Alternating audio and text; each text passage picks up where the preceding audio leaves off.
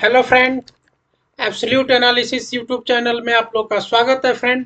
तो आज हम लोग डिस्कस करने जा रहे हैं कि किस तरह से हम लोग एक अच्छा स्मार्ट तरीके से विनिंग पोर्टफोलियो बना सकते हैं। इस तरह का पोर्टफोलियो बना सकते हैं जो आपको एक लॉन्ग टर्म में विनिंग कैटेगरी में डाल दे। उस टाइप के हम लोग इन्वेस्टमेंट स्ट्रेटजी को डिस्कस करने जा रहे हैं। तो उस टाइप के इन्वेस्टमेंट स्ट्रेटजी को डिस्कस करने से पहले फ्रेंड हम लोग जा रहे हैं देखने के लिए कि कौन कौन से फंड है म्यूचुअल फंड कैटेगरी में जिसमें आप लोग इन्वेस्टमेंट कर सकते हैं, जो लॉन्ग टर्म में आपके पैसे को मल्टीपल कॉर्पस में बना करके दे, एक अच्छा रिटर्न बना करके दे। तो ये हम लोग देख रहे हैं कि इस कैटेगरी में large cap plus mid cap plus small cap and flexi cap का एक कॉम्बिनेशन वाले 4 फंड को हम लोग डिस्कस कर सकते हैं फ्रेंड।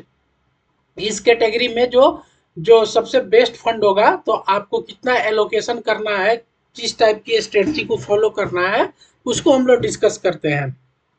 तो क्या होता है कि फ्रेंड कि अगर आप एक इन्वेस्टमेंट जर्नी एसआईपी जर्नी शुरू करते हैं, मान लीजिए कि आपका 10,000 आपका मतलब इन्वेस्टमेंट करने के लिए मंथली एसआईपी करना है, तो आपको उस कैटेगरी में आपको large cap mid cap small cap और फ्लेक्सी कैप सब में इन्वेस्टमेंट होना चाहिए। ऐसा नहीं होना चाहिए कि केवल लार्ज कैप में डाल दिए, मिड कैप में डाल दिए, या स्मॉल कैप में बहुत अच्छा रिटर्न मिलता है तो केवल स्मॉल कैप में ज़्यादा फंड डाल दिए।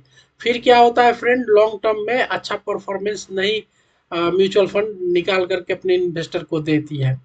तो हमको ये सब 4 फंड को सिलेक्ट करने से पहले क्या क्या कॉमन मिस्टेक होता है उसको चेक करना है, उसको डिस्कस करना है, उसको लिस्ट आउट करना है।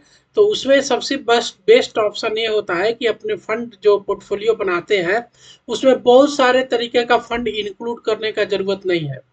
बहुत क्लियर और प्रिसाइज पोर्टफोलियो फंड बनाना है। और दूसरा पॉइंट ये देखना है फ्रेंड कि बहुत सारा फंड इन्वेस्ट करने का जरूरत नहीं है। 4 या 5 तरीका का फंड बनाए और उसमें ही अपना सारा कैपिटल इन्वेस्ट करें। ऐसा नहीं कि 10-15 म्यूचुअल फंड में इन्वेस्टमेंट कर रहा है और मालूम चला कि लॉन्ग टर्म में क्लियर विजन नहीं है आपको और अच्छा प्रॉफिट नहीं मिलता है। क्योंकि लॉन्ग टर्म में अगर 1% 2% भी ग्रोथ अगर आपको पोर्टफोलियो में अगर मिलता है compare to other mutual fund portfolio, तो वो आपको करोड़ों का कॉर्पस क्रिएट करके दे देता है। आपको पुराना जो परफॉर्मेंस है म्यूचुअल फंड के, उसके बेसिस पे आपको देख के आंख बंद करके इन्वेस्टमेंट नहीं करना है। क्योंकि समय के अनुसार पोर्टफोलियो क्या करते हैं, फंड मैनेजर चेंज करते रहते हैं, समय समय पे उसको रिवाइज करते रहते हैं। तो फ्रेंड ये सोल्यूशन क्या है, ये सोल्यूशन हम लोग जो डिस्कस कर रहे हैं कि इन्वेस्ट करें स्मार्ट तरीके से, 4 म्यूचुअल फंड से बनाए विनिंग पोर्टफोलियो। इसमें सबसे पहला फर्स्ट सोल्यूशन क्या है कि आपको लार्ज कैप में इन्वेस्टमेंट करना है, प्लस मिड कैप में, स्मॉल कैप में एंड फ्लेक्सी कैप में। ये 4 तरीका का फंड आपको अपने पोर्टफोलियो में रखना है।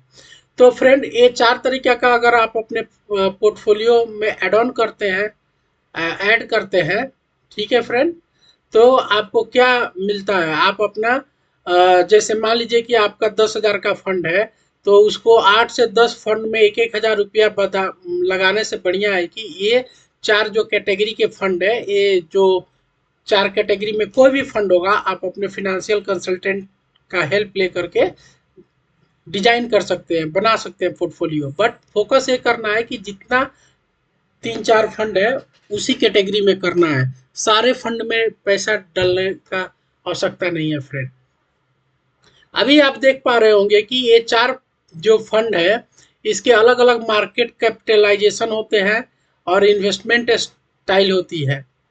फ्लेक्सी कैप जो है वो आपको क्या करता है, एक तरीका का रिस्क कवर करने में हेल्प करता है।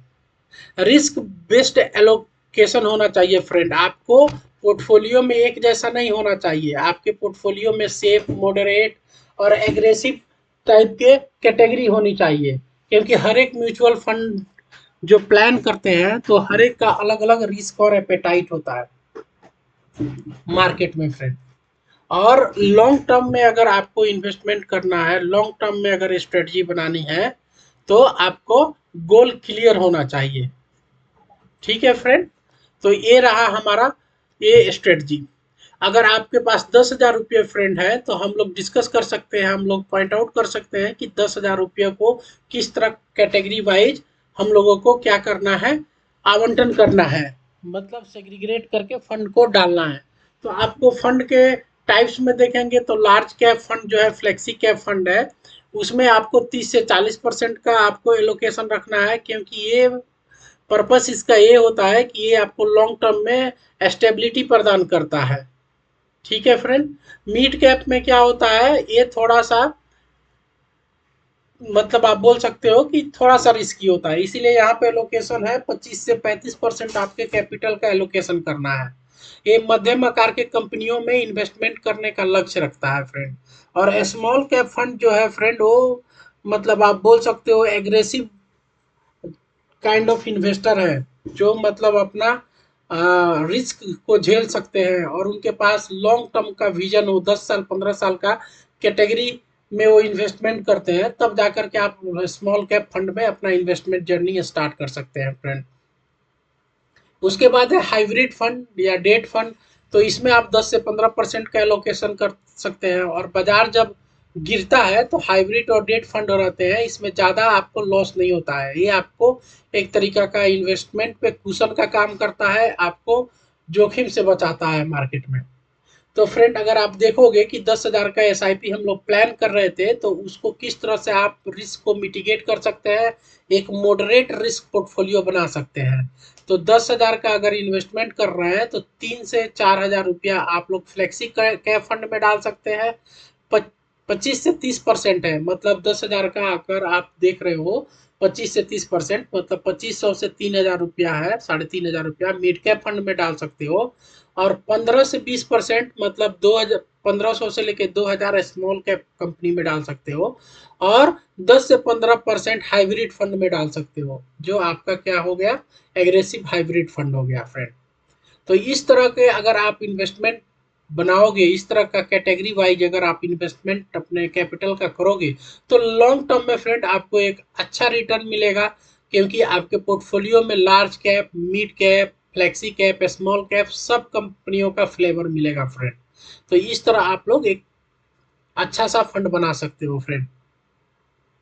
अभी आप देख रहे होंगे कि आपके पोर्टफोलियो में ये सब फंड रखने के पीछे लॉजिक क्या है, क्या है लॉजिक, जिससे आपका लार्ज कैप फ्लेक्सी फंड जो होता है एक तरीका का स्थिरता, स्थिर फंड रहता है। मार्केट में अगर करेक्शन आती भी है तो ये बहुत कम गिरावट होता है इस तरह के फंड में। ठीक है फ्रेंड। फ्लेक्सी कैप फंड जो रहते हैं विभिन्न विभिन्न मार्केट में निवेश करने का आपको क्या देता है, कि इंडिपेंडेंस देता है, स्वतंत्रता देता है। मतलब जैसे जैसे मार्केट एक्ट करता है, फंड मैनेजर फ्लेक्सी फंड को रोटेट करते रहते हैं। उसी तरह मिड कैप फंड वो होता है, उन कंपनियों में निवेश करते हैं फंड मैनेजर जिसको आने वाले टाइम में हाई मतलब डेवलपमेंट का चांस रहता है, आने वाले टाइम में ग्रोथ का चांस बहुत रहता है। इसलिए मिड कैप फंड को भी अपने पोर्टफोलियो में रखना चाहिए फ्रेंड। तो ये सब ओवरऑल जो पॉइंट था फ्रेंड, हमने अपना देखा कि हम लोग किस तरह अपना पोर्टफोलियो को डाइवर्सिफाई कर सकते हैं, रिस्क वर्सेस रिटर्न को देख सकते हैं, और ओवरलैपिंग को अवॉइड कर सकते हैं। ठीक है फ्रेंड। तो इस तरह से आप लोग अपना पोर्टफोलियो बना सकते हैं फ्रेंड। एक लॉन्ग टर्म में अगर एक अच्छा पोर्टफोलियो बनाना है तो 7-5-3-1 एक रूल होता है। 7 का मतलब क्या होता है कि 7 मतलब 7 साल आपको कम से कम निवेशित होना है, ताकि आपको कंपाउंडिंग का जादू उस पर दिख सके। क्योंकि आपको भी मालूम है 5 साल 6 साल के बाद कंपाउंडिंग शुरू होती है म्यूचुअल फंड इंडस्ट्रीज में। तो कम से कम 7 साल रखेंगे तो अपने फंड पे कंपाउंडिंग इंटरेस्ट जब एड ऑन होगा आपके प्रिंसिपल इन्वेस्टमेंट पे, तो आपको उसका जादू दिखेगा, तब आपको समझ में आएगा कि एक अच्छा खासा रिटर्न मिल रहा है। 5 साल के कैटेगरी का ये है कि आपको अगर large, mid cap, small cap, debt fund में रखना है, गोल्ड में, कमोडिटी में रखना है, इन्वेस्टमेंट करना है, तो इस तरह की कैटेगरी में आप मतलब मीडियम शॉर्ट टर्म में आप पोर्टफोलियो बना सकते हैं। और 3 साल का अगर है तो 3 साल में जो होता है म्यूचुअल फंड में इन्वेस्टमेंट करने के लिए कोई भी सलाह नहीं देता है, क्योंकि क्या होता है कि कभी कभी करेक्शन चलती है, जैसे अभी आप देख रहे होगे मार्केट में करेक्शन चल रहा है। 2025 से लेके 26 का आधा साल निकल गया, 1.5 साल से मार्केट का जो निफ्टी है 50 करेक्शन मोड में, कंसोलिडेटेड जोन में चल रहा है। तो आपको इस तरह के, अगर आप कम टाइम का बनाएंगे नजरिया, तो आपको अच्छा रिटर्न नहीं मिल सकता है फ्रेंड। तो ये हमारा लॉन्ग टर्म इन्वेस्टमेंट करने के लिए हमारी क्या है की स्ट्रेटजी दी फ्रेंड। तो आपको क्या करना है कि ये सब गलतियों को भी क्या करना है, रोकना है। आपके अपनी जो हैबिट्स होती है उसको आपको कंट्रोल करना है। बाजार में कभी कभी क्या होता है, करेक्शन आते हैं, तो करेक्शन में हम लोग क्या करते हैं, जा करके हड़बड़ा करके अपना एसआईपी बंद कर देते हैं। जब आप नियमित एसआईपी करते हैं तभी आपको बाजार गिरता है, तो बाजार गिरते हुए मार्केट में आपको कम दाम पे एनएवी एलोकेट होता है, और वहीं लॉन्ग टर्म में जा करके आपको कंपाउंडिंग बनाता है।